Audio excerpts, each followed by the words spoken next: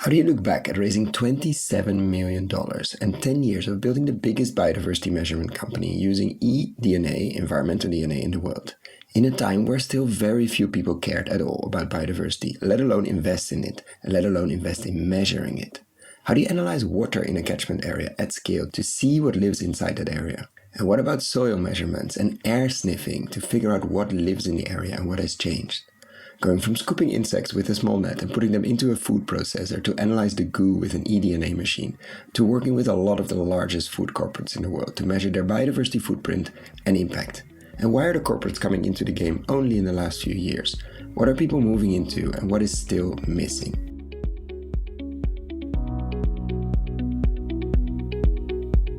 This is the Investing in Regenerative Agriculture and Food podcast, Investing as if the planet mattered, where we talk to the pioneers in the regenerative food and agriculture space to learn more on how to put our money to work to regenerate soil, people, local communities, and ecosystems while making an appropriate and fair return. Why my focus on soil and regeneration? Because so many of the pressing issues we face today have their roots in how we treat our land and our sea, grow our food, what we eat, where and consume. And it's time that we as investors, big and small, and consumers start paying much more attention to the dirt/soil underneath our feet. To make it easy for fans to support our work, we launched our membership community, and so many of you have joined us as a member. Thank you. If our work created value for you, and if you have the means, and only if you have the means, consider joining us. Find out more on gumroad.com/investing-in-regen-ag. That is gumroad.com/investing-in-regen-ag. Or find the link below.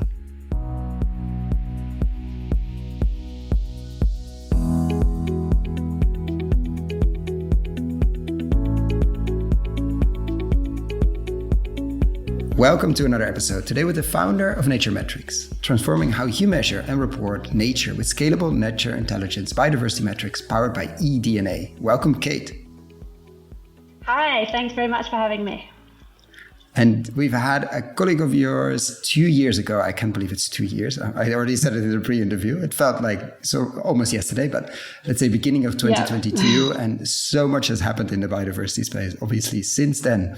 So I'm really looking forward to unpack that and also unpack your story into this space. Obviously, founding one of the main companies in this realm of biodiversity measurements, which didn't really exist 10 years ago or even 5. But I would love to start with a personal question we always like to start with is how do you end up measuring biodiversity? Or maybe you're not measuring it actively now, but let's say thinking about and acting and doing biodiversity measurement most of your awake hours. Like, how do you roll into that? Quite by accident, really. I always sort of talk about myself as a bit of an accidental entrepreneur in the nature space. I was a biodiversity scientist by background, and I had this great life plan which involved doing some studies in sort of biodiversity and wildlife as a route to spending my life running around the Amazon rainforest and other places like that with binoculars, doing conservation work. I'm looking behind you out of the window, and I can see that didn't happen yet. Let's say, how did that work out? Yeah, so a few left turns.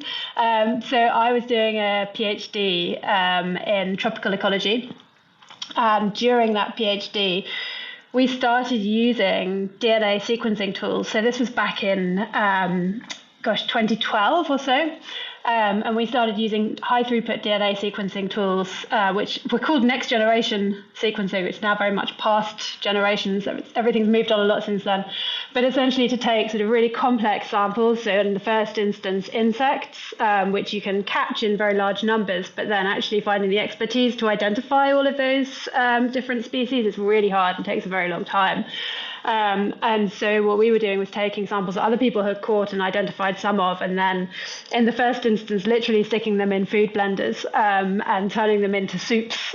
So from each trap sample, you would get a soup of mixed up species, and then you can sequence each soup and get a sort of full readout of the diversity contained within it.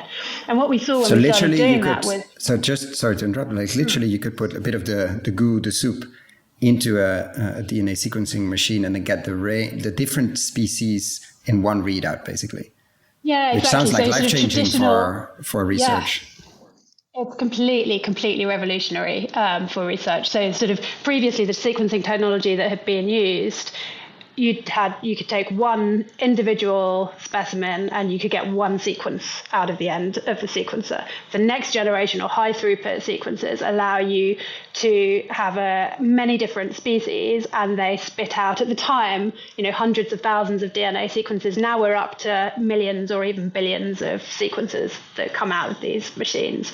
So that just allows you to look at the full complexity of a biological sample. And it had been used for a little while in the microbial world, actually, because one of the only ways that you could get an idea of microbial diversity, because a lot of microbial species can't be cultured, and so there was just almost no way of measuring them.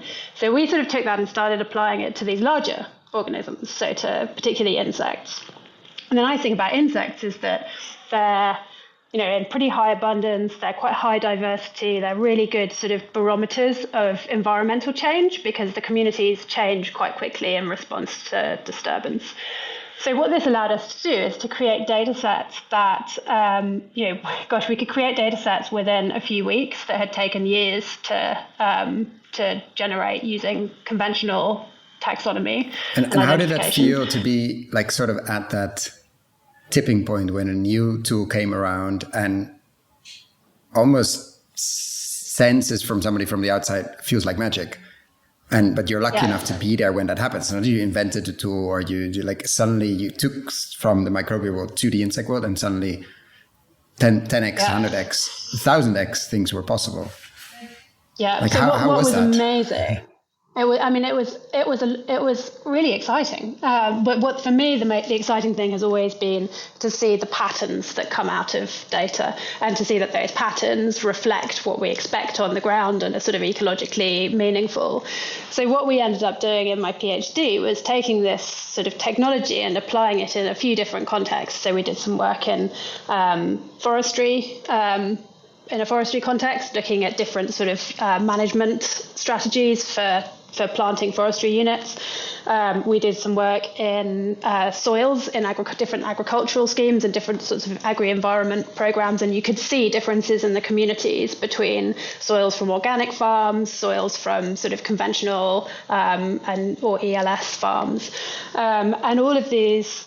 And all of these had a lot more statistical power because there was so much more data flowing into it. So, biodiversity is it's your classic big data problem, right? It is huge and interconnected and messy and noisy, but within that noise, there are really predictable signals that are sort of showing you when things are getting better or worse or changing.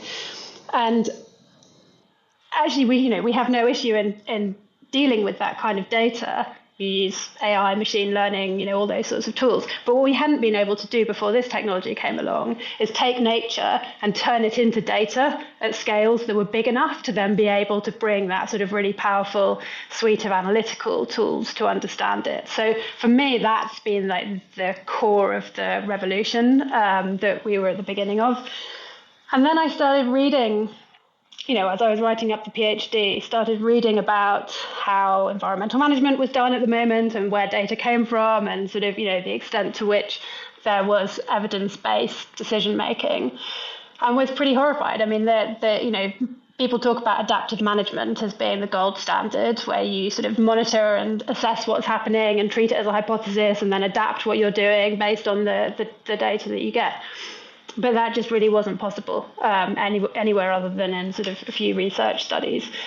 So I started Naturmetrics really out of a desire to take these tools and make them available and accessible to the people who were sort of at the front line of that environmental management and conservation, because I thought, these kids sit around in the academic literature for 15 years before people sort of start taking it out there. And there is a big gap between doing something in a research setting and a research context and doing it in a sort of scalable, high throughput, high quality, replicable sort of environment. So we started Naturemetrics to do that, and I went out to investors and said, "Hey, I'm going to revolutionize the scale at which we can monitor and measure biodiversity." And this was in 2015, and like you said, there just wasn't any recognized sort of demand for that from the investment community. So they looked at me a bit strangely and said, "Who on earth is going to pay to know about biodiversity? It's not, It's How do you really feel important." your slide about the market and traction and things like that, where there's no market and no traction? Yeah.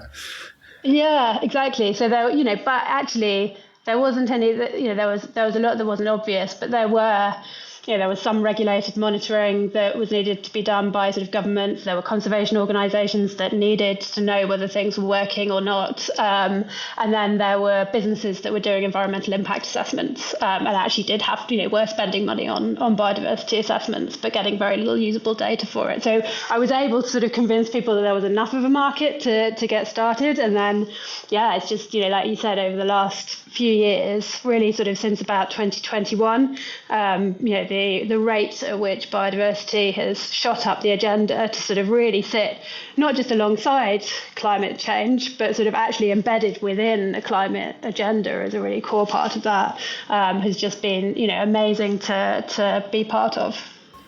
Yeah, no, I think that the biodiversity, in our circles at least, you see the recognition of the carbon tunnel vision, and unless you also tackle biodiversity, like if you tackle biodiversity well, mostly carbon is part of that, but that doesn't mean necessarily the other way around. If you tackle carbon with a super monoculture eucalyptus plantation somewhere, nothing against eucalyptus in its right context, but you definitely don't serve biodiversity. And so that recognition of that tension, like if you tackle biodiversity or even water well, you probably also fix a big issue in the carbon side of land use, but the other way around is not necessarily true. And then we see people coming around to that. But I want to go one step back, still, what made you decide to start a company? Like, it's not the easiest journey, definitely. In academia, it's also not easy, but it's very different in terms of pace. What you already said, you don't have to go out and raise money from investors. Of course, you have to raise funding for research, but maybe you would have spent more time in the Amazon up till now and not managing quite a significant company with a significant fundraising and of course, a lot of obligations. Like, what triggered that, as a logical next step is I'm going to start a biodiversity measuring company? I think a few things. I think by the time I got halfway through my PhD, I was pretty clear that I didn't want to be an academic. I think that there's a big gap between doing academic research and really sort of having impact in the real world. And the pace is pretty slow. It takes a long time for things to happen. Often, not always, but often. At the same time, I'd been taking on and transforming the university rowing club, and I think that gave me a sense of the satisfaction in putting together a team with a particular sort of mission and figuring out how you get all the resources you need and how you sort of take people on a journey with you to sort of achieve particular things. And I really loved that, and that gave me a sense that perhaps the business world was a little bit more like that than the academic world. If I'd known, and maybe all first-time entrepreneurs say this, but if I'd known how hard it was to sort of start and scale a company, and particularly a science-based company, I probably would never have dared to try. So I think ignorance was bliss on my side there, yeah. I genuinely felt like these were tools that needed to be out there. That we needed to be able to understand what works in terms of managing biodiversity and the environment. That's both in terms of actually having the right outcomes for nature, but also in terms of making efficient use of what is, still pretty limited capital that goes into this space. It's very, very easy to waste a lot of time and a lot of money and not really see anything for it. So I wanted to make adaptive management something that was really possible to do and possible to sort of normalize at large scales. And we're going to get back to the adaptive management. What would be your advice to other people wanting to, let's say, bridge the gap between science and entrepreneurship. Now looking back on almost 10 years of journey, but like, don't do it, or do it in a different way, or get prepared. What would be your main, what's your main lesson learned, or your main advice if you'd be, I don't know, in front of a room of people in the science world that are frustrated with the lack of progress or speed or impact maybe as well on let's say a lot of hectares, a lot of acreage, or a lot of place? What would be your main message?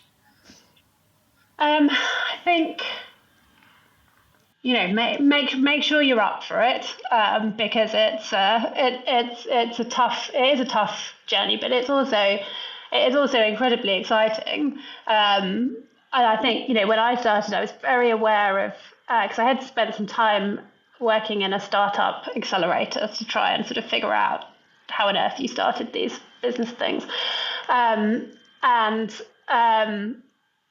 I was very aware. I love that you say like these business things, these things that people build. I'd done nothing. I'd run around jungles and I'd done PhDs. I'd never even been employed in a business. So, I really was coming at it very, very green.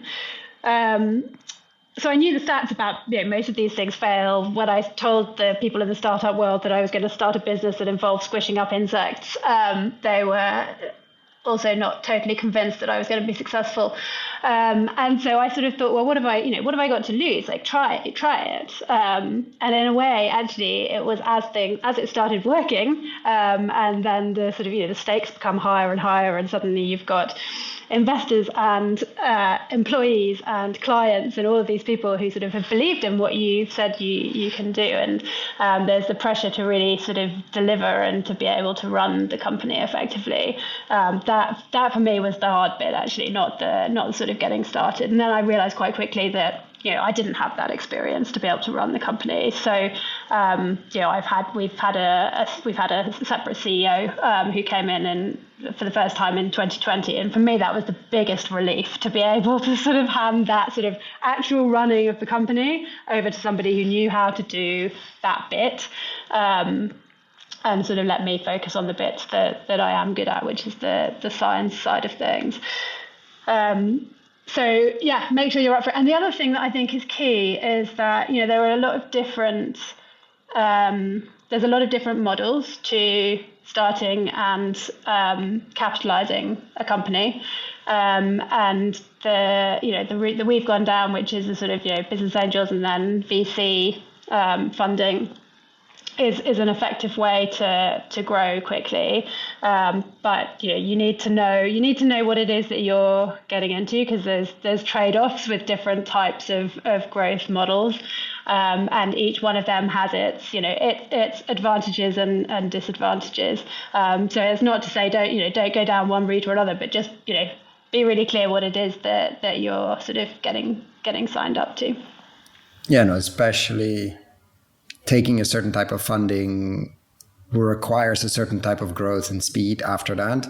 And they need to be up for that. One, needs to be possible, but also like what kind of tension does it create in a company? We've all seen the examples of grow too fast and not ready for that, et cetera, that funding to a certain extent created or at least demanded, because they have their terms and they have especially the time frames in what some VCs operated. Not all, we're not bashing you, but definitely it is a certain path that you have to like consciously choose and not complain after, but you have to consciously choose. And there are other paths that you can choose as well. And so it's not the only, like there are many different shades of investment available now these days. So make sure you choose very well what kind of outside capital you take.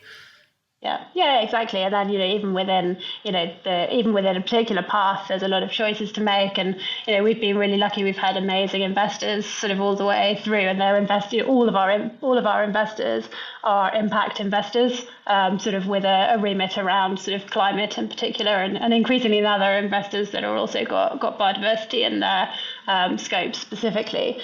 And so, they do understand the world that you're working in, but there are still obviously the expectations in terms of growth. No, absolutely. And then on the adaptive side, why is it so important to move to a model where adaptation based on real data, I think that's the crux here, that wasn't possible before. Why is that so fundamental in let's say, land management and biodiversity? Well, we're in a situation at the moment for biodiversity and nature, which is really not a good one. You know, everything's in pretty steep decline, and that is not just, you know, it's not just losing things that are nice to have, but it's losing or standing the risk of losing all of the services that nature provides to us. You know, that is everything from you know, cleaning water, nutrient cycling, being able to grow crops in healthy soils, you know, maintaining trillions of dollars of the economy. Anything that's got natural resources at the base of a value chain or supply chain is, you know, fundamentally reliant on nature, and on nature being in such a state that it's functioning and, you know, delivering those core services that we rely on. So I think what we've seen over the last few years is a real sort of awakening of this concept that biodiversity is absolutely critical and fundamental to, you know, humanity, really. So we know that it's in free fall, so we know we have to turn it around if we want to sort of maintain the lives that we have. So the Global Biodiversity Framework that was launched in Montreal at the end of 2022 set us the global challenge of halting and reversing biodiversity loss halting by 2030 and reversing by 2050. And that means really, you know, completely reimagining our relationship with nature and the natural world. And it means collaborating across every type of organisation and every type of stakeholder in a way that we haven't really done before. So we have some huge challenges ahead of us. We do know that it's absolutely possible to turn things around. You know, there are tens of thousands, probably more, people all over the world who, you know ecology and know how to do restoration, know how to work with the land. And we need to create evidence bases for those. We need to be able to scale those solutions up.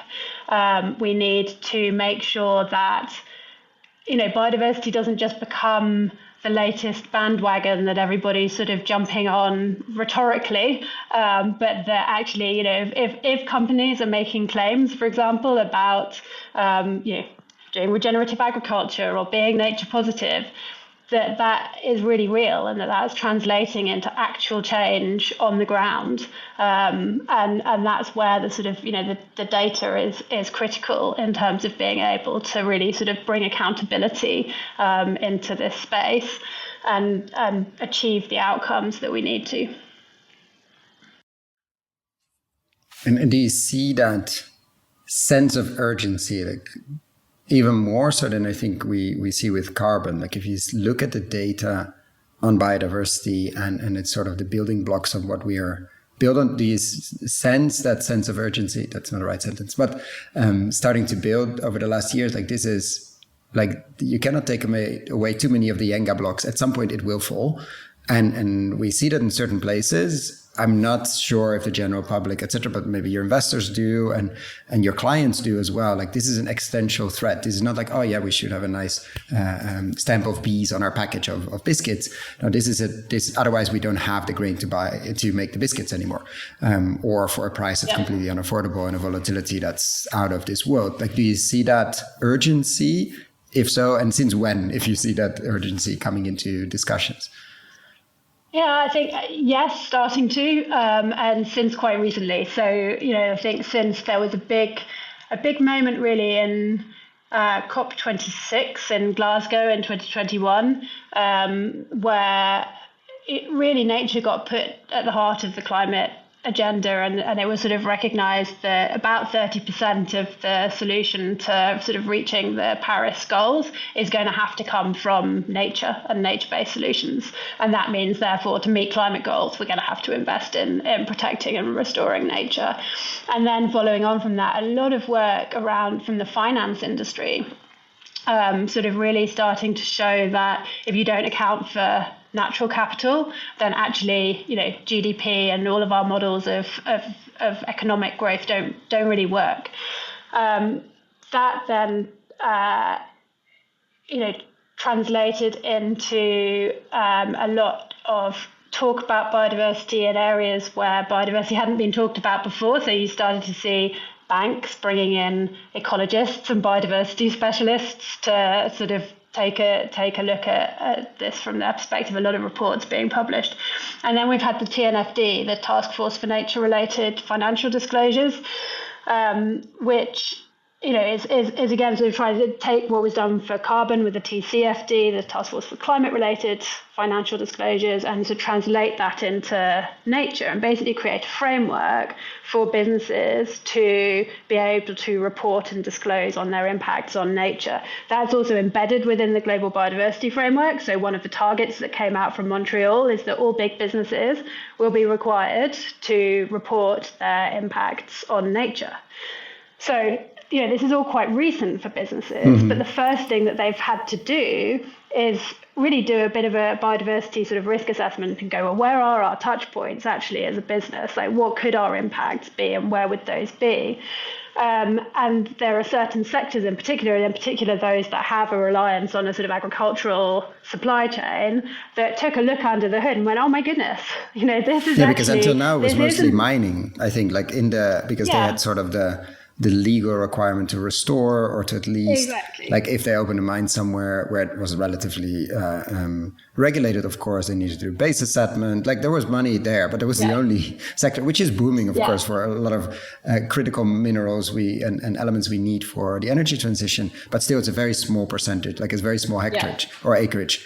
But if you start looking at the agriculture space, land use, then it explodes very quickly. So what kind of sectors started knocking on your door and saying, we never imagined we had a biodiversity challenge, but we do? What were the ones that felt it the earliest or noticed it the quickest, let's say? Yeah, so I think food and fashion, sort of food and drinks and fashion, are some of the first that have really sort of seem to be taking this seriously. And part of the reason they're taking it seriously is, partly is because they do have big impacts, very large scale, sort of diffuse impacts across large amounts of the earth. And partly because, this really is, an operational risk to the sustainability of their businesses and their ability to procure the materials and the natural resources that they need. And we see more and more, as we see sort of extreme weather events around the world, we're seeing that impacting supply chains. There's big issues with chocolate at the moment because of unusual weather systems in West Africa. And so that makes it very real for these companies. I think that's particularly in terms of the sort of food and drink. I think then there's the sort of high-end fashion, who have been, in many ways, actually some of the leading organizations in the regenerative agriculture space.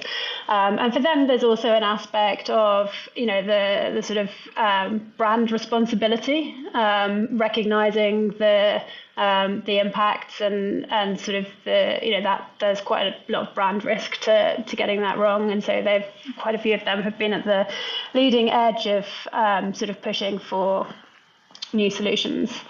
And then on the ground, like, those without are probably going into the main ones. Brand discussions, obviously, but examples you've worked on the ground in terms of, because we still have this narrative, often very strong narrative of we need to separate nature and production. And then if we just intensify the production with all technology means possible, and we sort of keep nature fenced off and let it, like she do whatever it wants, like that sparing versus intensification is still very, very strong. We see in the regen space, it's often, or it seems to be possible to integrate and to have a lot more biodiversity on productive land, but that sort of notion is very difficult to wrap our heads around. What have you seen on the ground in that, like biodiversity, fencing it off, splitting it, et cetera, or this bringing biodiversity back on land that is also productive and gets fibers and food and oils and the things we need? What have you encountered in that narrative or in those narratives? Yeah, I think as you say, that has sort of become a much more interesting and nuanced conversation than it was, when I was doing my PhD, when it was very much sort of, are you in the sharing camp or the sparing camp, and it's sort of one or the other. The reality is that we need a mixture of both things. There are certainly some parts of land which are not great for producing food, but are great for bringing back nature. And if you can, this is all about systems change, right? So it's not just about what you're doing on the ground, but it's also about what are the mechanisms for being able to make that different decision, one that also makes sense for the landowner or the manager or the farmer. So looking at changing subsidies, looking at new sort of methods for bringing different sorts of payments for ecosystem services into the picture will help with that sort of, the land sparing piece and turning certain areas over to real restoration to bring back natural habitats. And then at the same time, there's so much evidence building that just changing the way that we farm so that we use natural processes has so much opportunity for win-win. This is not a trade-off where you have to sort of, at least in the medium to long term, accept sort of lower yields as a result of investing in sort of more regenerative farming techniques. We can do both things and build resilience into the system. So actually you're much more able to withstand, climatic shocks or things that we're increasingly likely to see over the next years. So some of the work that we've been doing has been looking at the biodiversity benefits of things like using kelp biostimulant as a replacement for fertilizer, and they're seeing great differences in the actual crop, and those seem to be sort of bigger and stronger and more productive, and still analysing the data at the moment, but potentially with biodiversity benefits as well. And on that project we've been measuring the biodiversity in the kelp forests themselves as well, to actually be able to show, that's using water samples rather than soil samples, but so you can create this whole story that's backed up by evidence, where you've got a product which itself is improving biodiversity rather than degrading it through its production in the oceans. Which fertilizer does. Let's not forget where fossil fuel-based fertilizer come from. I don't think anybody has ever done a biodiversity study of these mines, or the natural gas places where the gas comes from, or the fossil fuel gas. I should stop saying natural gas. But if you take that picture, and the kelp side, we're diving deeper, pun intended, into the regen aquaculture world as we speak. Not sure when this is going to be out and if we already kicked off the ocean series of the regen aquaculture series, but it's definitely something we've been neglecting, honestly, on the podcast mostly. But the potential there for regeneration is just enormous, because it's so much faster, so much more land, or more surface, let's say, and you're more easily working in 3D and different levels, which makes it just fascinating. So you're looking at the kelp forest where you're harvesting, and of course not trying to over harvest, and on the land itself. Really interesting. Yeah. So there are so many. I think one of the things that I'm seeing more and more at the moment is we have these opportunities for win-wins, and at the moment the sort of system that we're in and the choices that we keep being sort of pushed to make push us towards lose-loses, and it is absolutely possible to change those around, but it's got to be it is a whole systems approach that's needed.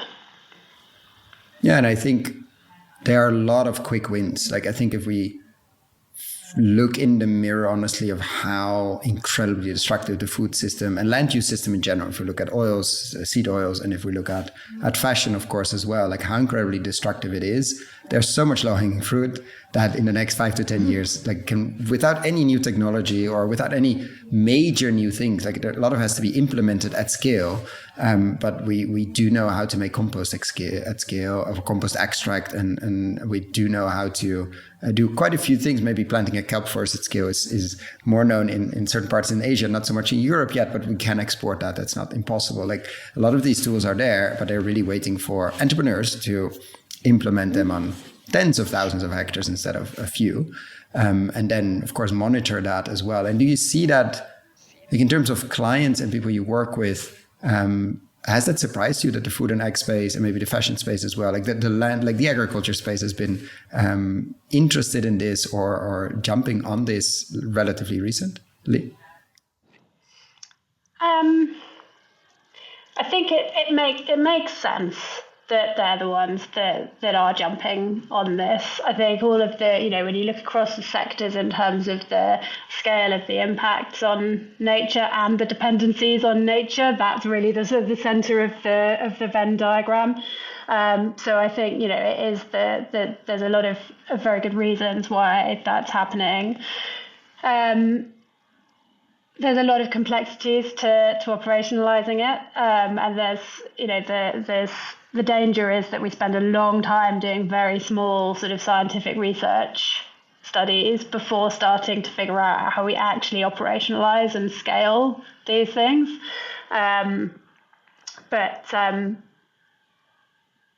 think it's a really good thing that these sectors are getting in there. And talking on scale, like how do you get this to like a landscape scale? How do you monitor and adapt and then monitor again, or continues to monitor and adapt again? This is on a much bigger scale, because I'm imagining you cannot catch the insects and blend them in a blender on a few thousand or more hectares. Like how do you make sure, okay, this landscape or this biome is moving in a direction, but these are points where interference is needed, and how do you do that? Yeah, so that's one of the big things that we've been working on over the last couple of years, really, because particularly when you go from it's very different from an implementation perspective, working across the vast landscapes that we're looking at with agriculture compared with, for example, a mining site, which has a very clear, very high impact sort of footprint.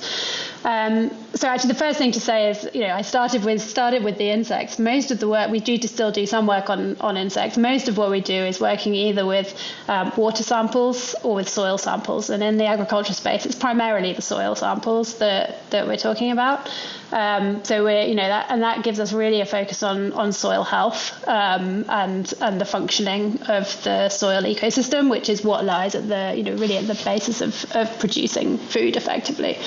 And so obviously you can't monitor at the same density. The economics of it don't work, and nor does the practicality. But what you can start doing, and what we're starting to do at the moment, is to understand what the sort of biodiversity or biological signature of a healthy, functioning soil looks like, and then be able to sort of contextualize individual samples against that background knowledge. So you can sort of take a much smaller number of samples, not necessarily everywhere, it might just be in a sort of small proportion of sites each year, and say, where do these sit on the scale from completely degraded to sort of healthy and functioning, and over time are they going up? So we're making a lot more use of background data, of machine learning, of modeling to be able to do that. Yeah.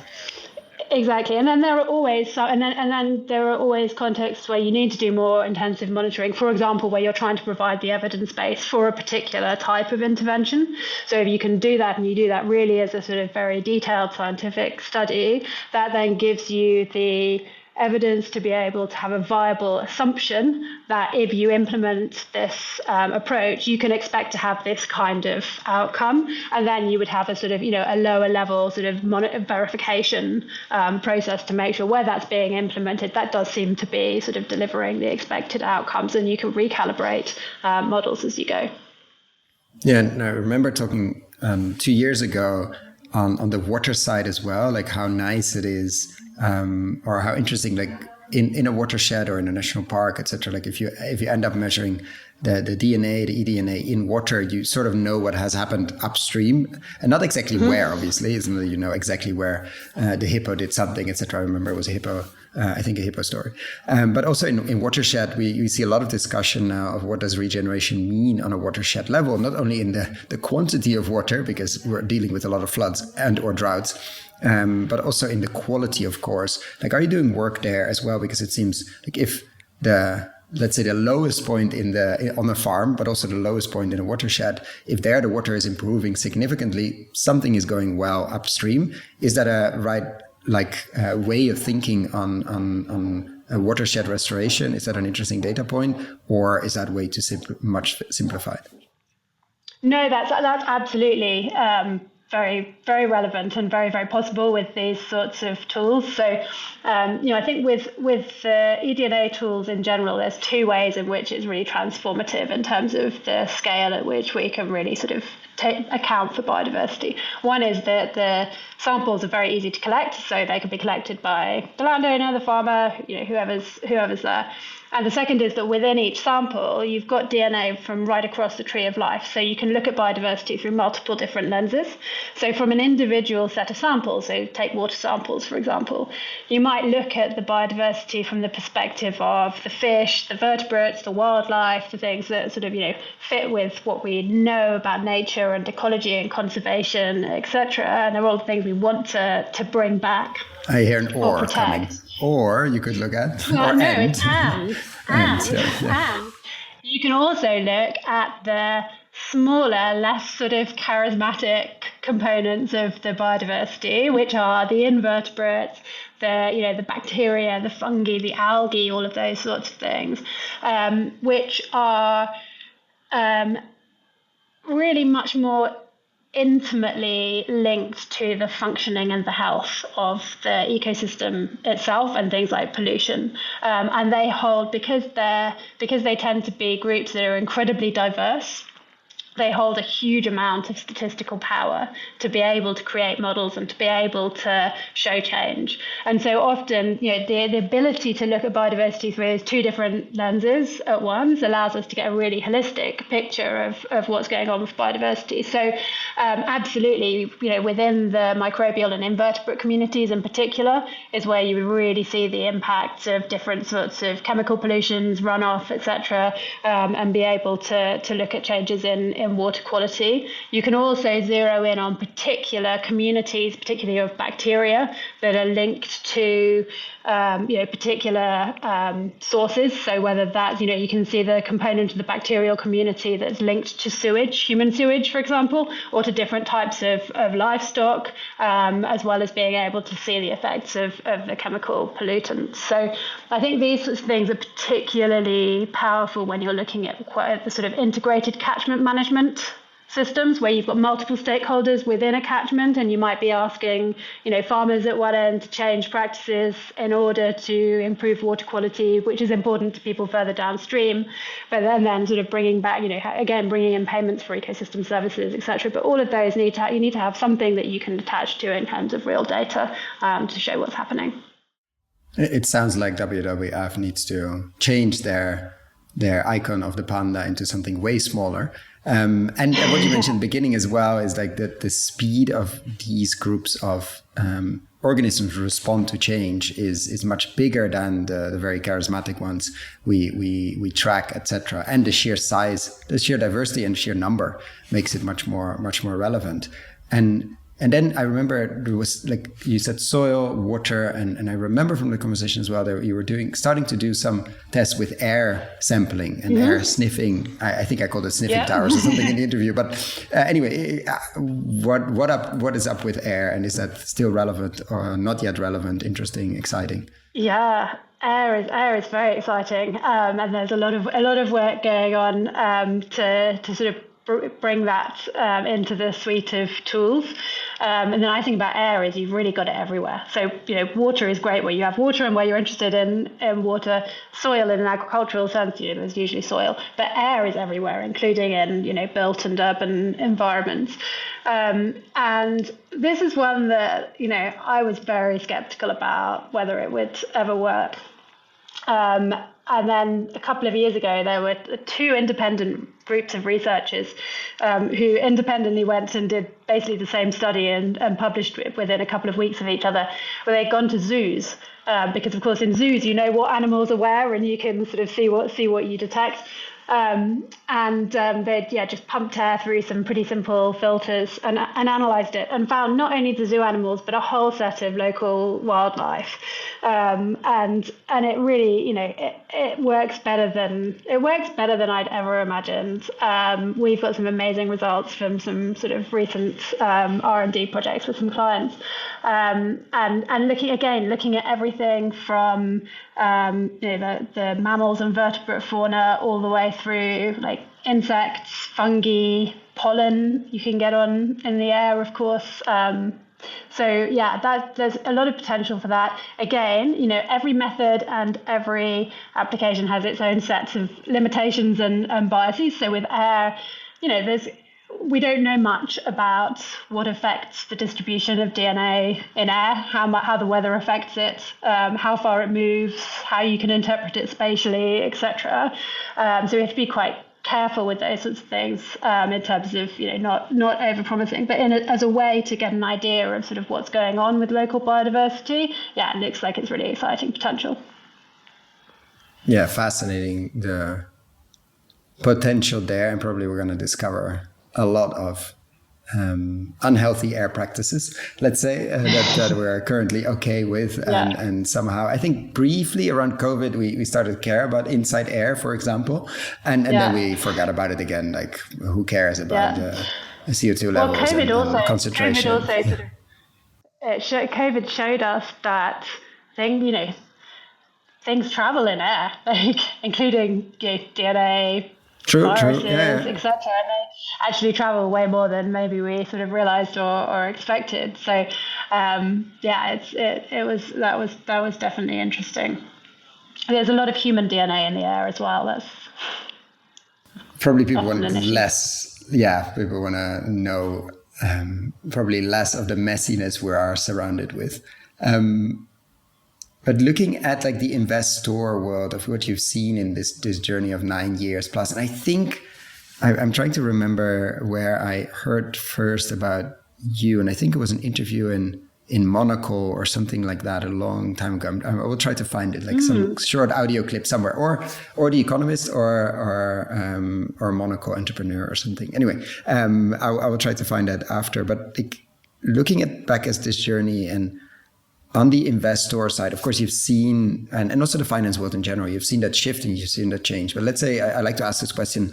Let's say we're in a theater somewhere in London City, or in some financial hub, Sao Paulo, in New York, and we have a room full of investors, and of course they're getting excited about biodiversity. They learned a lot this evening. But if there's one thing you want them to remember, if there's one lesson you would like to, one seed to plant in their minds, what would that be? Accountability. Make sure, coming at this from the data and measurement space, it's very easy to get excited about new solutions. Remember to, keep creating evidence base that they actually work. But beyond that, remember that it's a whole systems approach that's needed, and any one piece of the solution cannot deliver at scale on its own without the other pieces. So try to make things fit together. There's still too much of working in silos in different parts of the system, and we really need to, I think, change our view of investment a little bit to be more collaborative, to find interoperability, to sort of work together in partnership with different parts of the system to really sort of drive forwards change, because this is real and it's important, and we don't have time to get it wrong. So make sure things work and make sure they're connected. And how often have you been frustrated, let's say, in conversations with the financial world, investors, etc., that want to go for the holy grail or the one tool that fixes it all, or like really, let's say, reductionist mindset? Like how? It's not a good question. Let me reframe it. Like how much of education journey have you done also for investors? Maybe didn't end up investing, but I'm imagining you have been trying to explain the complexity of nature at a lot of tables with people that mostly spend their time indoors. I've never run around in the Amazon measuring biodiversity. Like how has that journey been? Yeah, we've done a lot of education over the last 10 years, and it continues. And that's fine. We have a lot of people in our team who are ecologists, who sort of understand nature, increasingly people who are able to talk multiple different languages. One of the big challenges we have in this space is a lack of common language. You talk to a banker and an ecologist and you say the word taxonomy and they run in literally opposite directions because they mean completely different things to them. So actually that's another place where, to me, like the data has this potential to become the common language that different stakeholders that speak different languages are able to coalesce around. I think when we talk about biodiversity, we talk about the fact that it is complex, and that if we rush too fast to solutions that just bypass the complexity, then we end up in a place where we're not fixing the actual problems. We know how to deal with complexity. We deal with it from a data perspective, we deal with big complex data all over the place in our lives these days. Everything's AI is not difficult.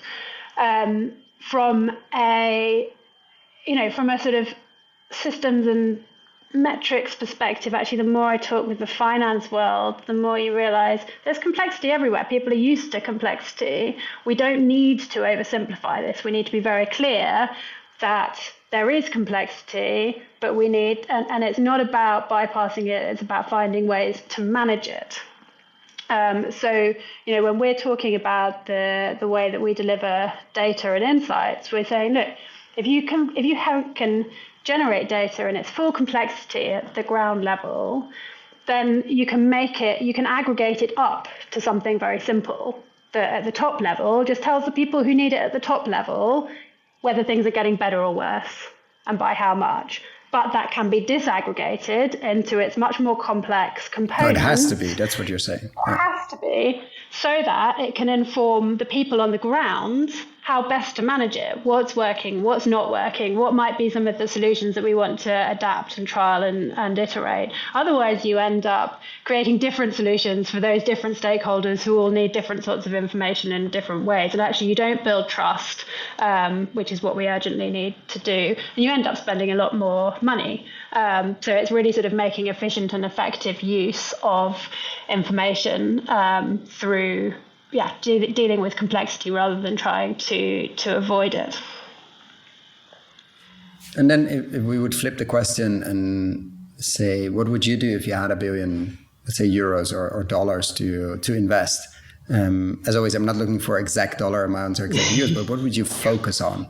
Would you build a gigantic supercomputer or a lot of sensors or maybe air sniffing towers? Like what would you, or something completely different, building a food brand around biodiversity? Like what would you focus on if you were in the investor side? And you had very long time frames. Like this is not, it has to be invested and it has to come back at some point. But this is not, doesn't need to be a 7-year VC investment. What would you focus on if you had that amount of money? Diversification. So I think that, again, I'm coming back to the systems approach. This is not one solution done at scale is going to fix everything. This is all of the pieces of the puzzle have to be innovative and have to fit together. And that includes innovative financing mechanisms, innovative measurement and monitoring mechanisms, innovative solutions and products that actually sort of, deliver better outcomes, innovative supply chains, innovative ways for data to flow through the system to build accountability. I think we've, all all of these pieces of the puzzle have to come together, and they have to come together fast, because otherwise, like I say, you invest heavily in one space and then you find that there isn't the next piece in the puzzle for that to really deliver the impact. So I would try to take a full systems approach and make sure that we were addressing each part of that to really be able to, reimagine supply chains and reimagine traceability and reimagine data flows so that we can actually improve outcomes. Yeah, because I think many people, it keeps coming back in the podcast as well here, underestimate how untransparent and untraceable many of the current supply chains are. We see that now with the let's call it panic in certain crops and species that are going to fall under the European deforestation law, and basically you have to show that there's no deforestation involved, and many companies don't even know which country they source from, let alone which farmer or which region, forest. Which farmer, etc., which forest, which. And there are only a few crops, but it seems to have teeth, as in if you get fined, it's a percentage of your European revenue, if I'm not mistaken. Mm-hmm. And suddenly everybody is scrambling because they were very comfortable buying from an untransparent commodified system, except for exceptions, and they were fighting. But you now suddenly see. I've yet to see if that leads to change, of course, because this whole system we built is built on commodities, and you can buy in Vietnam or in Ghana. It doesn't really matter for whatever ends up in the supermarket. So we're going to see the transformation to decommodification and transparency, and a lot of tension, I think. What do you see there? Mm-hmm. Has that shifted also in the last few, you say, especially the last few years? Like, do you see that urgency now coming, okay, transparency is a thing, or transparency is more than just a few nice pictures for whatever impact report we release? Yeah, this is such a huge issue. No, it's not yet, and it's so urgent. It's so important, and the companies that are leading the way in this space are the ones that do happen to have some visibility over their supply chains and can trace things all the way to the ground. And even those companies can't do that everywhere. Often they can only do it in a few places. It's something that I see. I sometimes get concerned when I've been on various panels around sort of TNFD and things like that, and it's very quickly brought up as an obstacle to having real data. That of course none of this is possible because we don't know where our impacts are, or most companies don't know where their assets are. There's a real risk that a lot of effort gets put into making workarounds to deal with the fact that companies don't have visibility over their supply chains, rather than putting all of that effort into making it so the companies damn well have to have visibility of their supply chains, because actually that's the only way you've got levers that you can pull to make real change. And we're not going to be successful in addressing either the climate or the biodiversity crises actually if we don't change that. So I think it's that's something that we're not yet seeing real change in. It is complex. The complexity of these supply chains are massive. We hear about some companies that are taking more and more of that supply chain in-house, so that they have full sort of visibility over the full value chain, and maybe that will be a trend that we see more of. But I think we need solutions. We need solutions to bring visibility and traceability, and we need legal frameworks that increasingly require companies to have to do it. Yeah, because that's the big issue and challenge from a system that's based on commodification and untransparency. Like, how much of it, of course it's going to be difficult to switch to make that transition to transparent systems and not being able to just buy everywhere where the price is low or wherever it's convenient. But in the core of many of these companies, that is what they do, or what they used to do. And now we're asking them to basically become something different and a supply web and all of these nice terms. And I'm wondering if many can, simply because it's not in their DNA or not in their structure. They're not structurally made to have long-term relationship or value webs, etc. Some will, I think, as in all transitions, but there's going to be a lot of pain, or a lot of transition pain, let's say, for the ones that will be kicking and screaming for quite a while. Yeah, but we saw again, come back to COVID.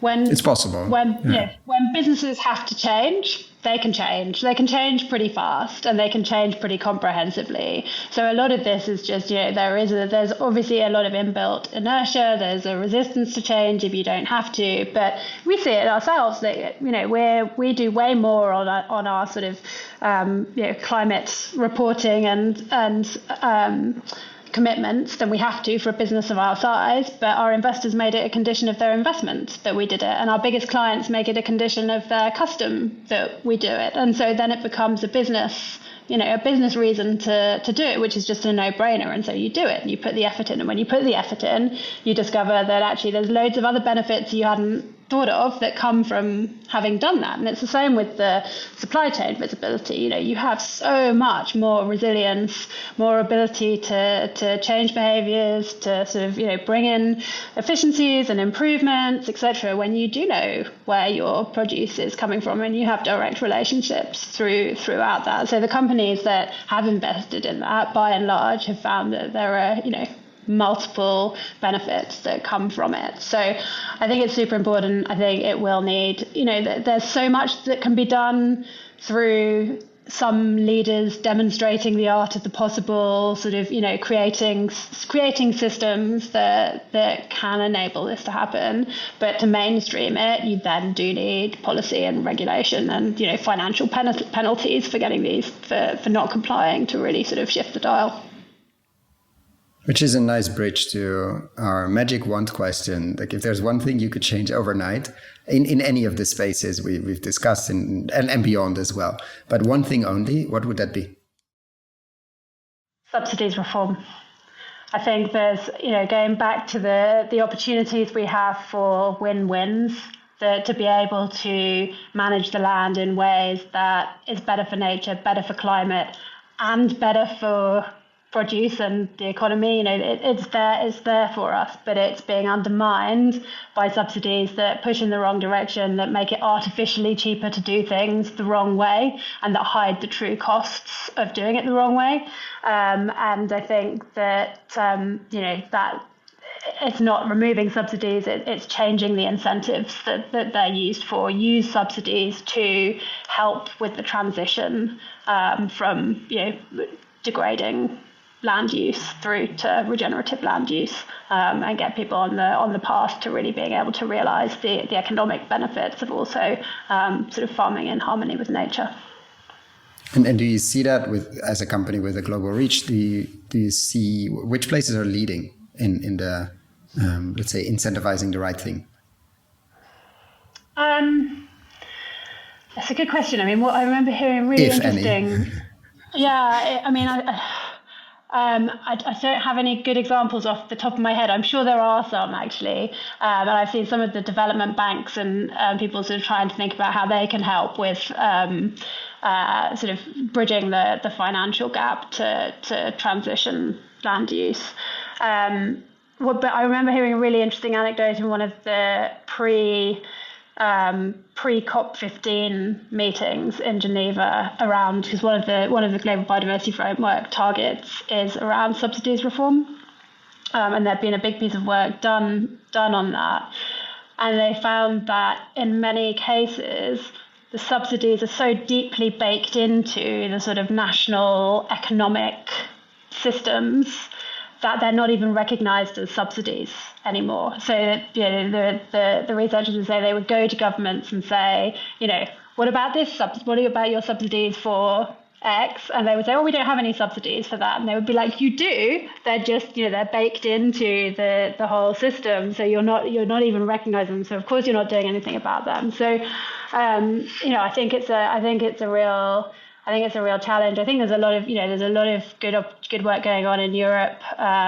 We're doing some really interesting work as part of a big European Horizon project, looking at sort of opportunities to reform the Common Agricultural Policy. I think there's opportunities in the UK as we sort of figure out how we come out of the cap and look to incentivise farming in the right way. There's a long way to go. Yeah, I think it's a very neglected piece of work, maybe not from an investor perspective, even though I think every investor should have a certain carve out of their portfolio, focusing on policy and focusing on subsidies and focusing on reform there. It might not be the best investment you will ever do, but it might help your rest of your portfolio quite significantly if you can move some of these levers. And especially, I don't think that the investment or the grants you need there are significantly high. They need to be super smart people, very capable lawyers, very capable lobbyists, et cetera, but it's not a huge endeavor, it seems. And we have a chance now in the US with the Farm Bill, and in Europe and in the UK and probably a few other places as well, where with some very specific acupuncture nodes, you can potentially move hundreds and hundreds of billions. And huge. so, I mean, but this is why I come back to with the whole systems thinking piece. It's not just investing in this one shiny solution over here. It's actually also investigating. Yeah, exactly. But it's investing in the infrastructure and the architecture and the policy, the enabling policy frameworks, and all of those things that will actually allow things to move and mainstream and scale up fast. And that's easy to neglect. Do you see your investors doing that? Do you see your investors taking on that journey as well? Like, okay, we invested in this biodiversity company, great. Okay, tick the box, and now we covered that. And actually, there's a whole role for you to play in the rooms of power where you also circulate to bring this up and say, actually, there's a lot of incentives really paying well for the wrong things. Yeah, in some senses that we are part of that sort of infrastructure. We are an enabler to change rather than sort of delivering the change itself. And so almost by default, the investors that have chosen to invest in us are investing in that. And they are by sort of branching out from purely climate solutions into sort of nature and biodiversity. They're some of the sort of most I think sophisticated and forward-thinking investors that are out there. But it is a challenge even when you come then to all of our investors need us to report on impact metrics as well as the sort of core financial metrics. Yeah. That becomes really hard for us because we're sort of so deeply embedded and woven into the system that being able to say, well, we deliver how many hectares do you touch? Yeah. Exactly. Or how much carbon do you help save? Well, generally, by helping to improve outcomes for biodiversity, that will be having a knock-on effect for climate. It's really hard to put specific numbers to. So it's interesting. We're just sort of, we spend quite a bit of time trying to think through all of that. But there's more work to be done, but there are those that are starting. Yeah, and in a small way, we sometimes have to do the same. We get some support, sometimes a small grant here and there, and then we have to fill out these impact reports. And also there, how do you quantify the impact of a podcast and 300 plus episodes? There is impact, absolutely. But then tons of carbon or lives changed or etc. It just becomes a very interesting, and very interesting exercise.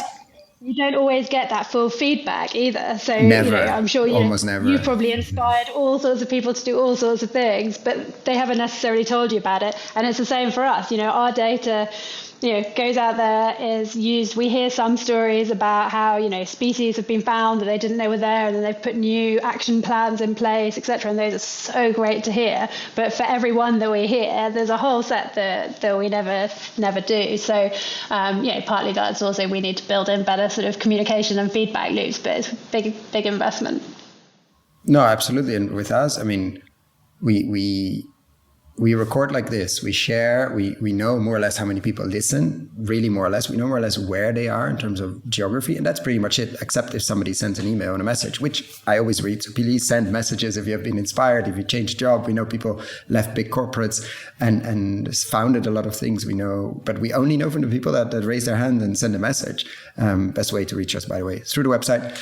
But I love reading those, but it's one in X, and the rest you have no clue. Like people, but which is perfectly fine. It's not that I have to capture. Apart from it, it's nice to read. But then we were forced to fill out those things. Like, yeah, what am I going to put there? We have some nice reviews if you want to read it, but it doesn't really.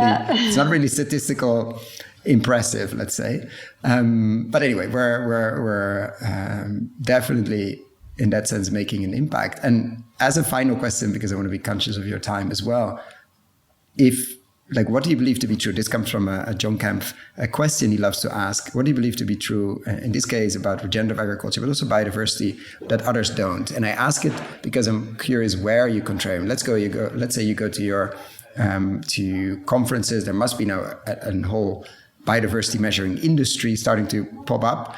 When you're with your peers in that sense, with other companies, with investors, people that are going deep, let's say the entrepreneurial biodiversity route, where do you think different if you are with that group of people, with your peers in that sense?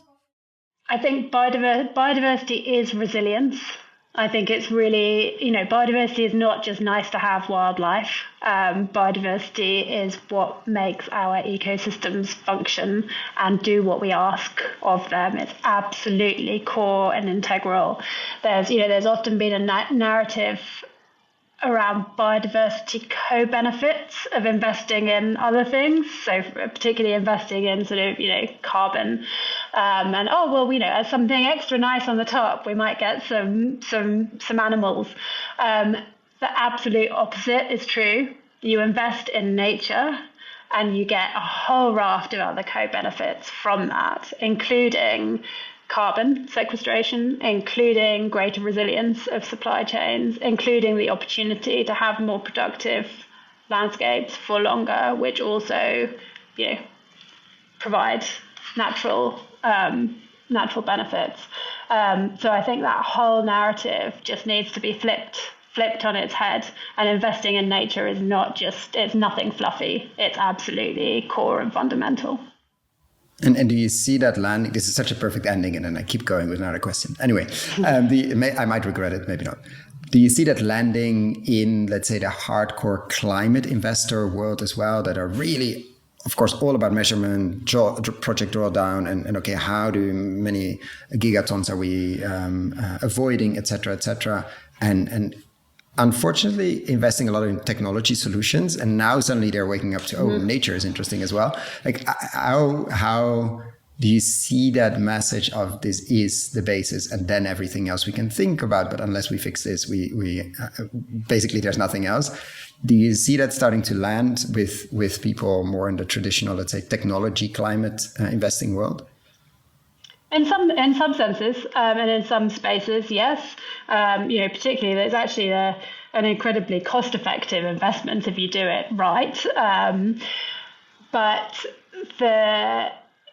if you're investing in a nature-based solution for climate, and you've got this temptation to just go and take your monoculture of eucalyptus or whatever, the ability of that ecosystem to persist and to thrive and to continue delivering the carbon benefits totally relies on that ecosystem's overall health. And that means having all the different components of the ecosystem, all of the different pieces of biodiversity that support it to be successful. If you don't have those things, the likelihood of that actually delivering your carbon benefits for a long time and having any kind of resilience is minimal.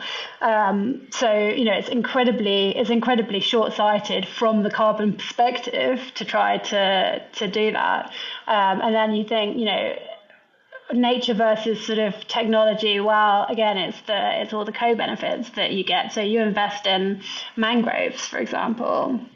Sure, you'll capture some carbon, but you're also going to bring back fisheries and local agriculture and local economies and save potentially billions in coastal infrastructure to protect coastlines from flood surges and everything. So in terms of killing many birds with one stone, investing in nature and doing it properly, working with people on the ground who know how to do it, investing in adaptive management, etc., will pay off many, many times over. Yeah, and I think we we still haven't seen the financial sector, the insurance sector, like the large amount of money, the large pockets of money waking up to that. They're still very comfortable in investing in the next climate tech VC and things like that. But I think it just makes a lot of economic sense. It fits very well in a spreadsheet if you wanted to. And then we're going to see a lot of people wanting to get in. And then it's going to be the question, who is able on the ground, these 10,000s that you mentioned. And we need way more that have the measurement tools as well to actually do this at scale and in speed as well. And that's going to be, I think, the challenge. I don't think the challenge necessarily is going to be the financial capability, because we know that can shift and change. We've seen that many times before. But then do we have the infrastructure? Do we have the ways of putting that money and energy and resources to work? And do we have the people and the technology as well to plant all those mangroves and to monitor and to the seedlings and nurseries and. Yeah. So we meanwhile ensuring that the local communities on the ground aren't being screwed over. If there's a lot of money coming into these things, there's a lot of there are a lot of stakeholders in this, and it's complicated, and we need radical collaboration at a scale that we've never had before. There are some really good examples of it. I think, again, particularly in the coastal marine space, organizations like AURA, which is the Ocean Risk and Resilience Action Alliance, which has banks and insurance companies and NGOs and local communities sort of all together looking at holistic solutions for bringing funding into supporting natural coastal ecosystems.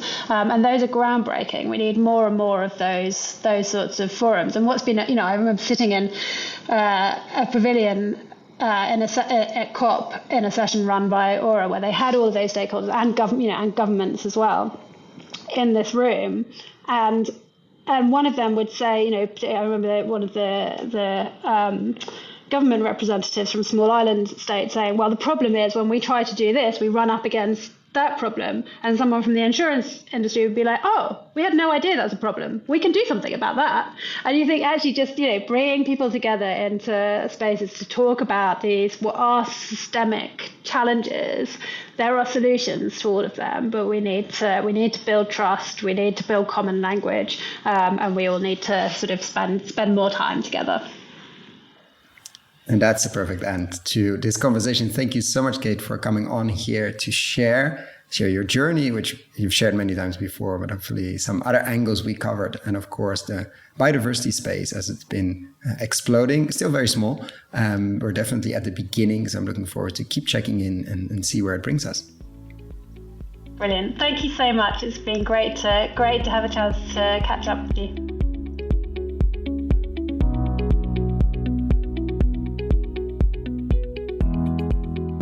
Thank you so much for listening all the way to the end. For the show notes and links we discussed in this episode, check out our website, investinginregenerativeagriculture.com/posts.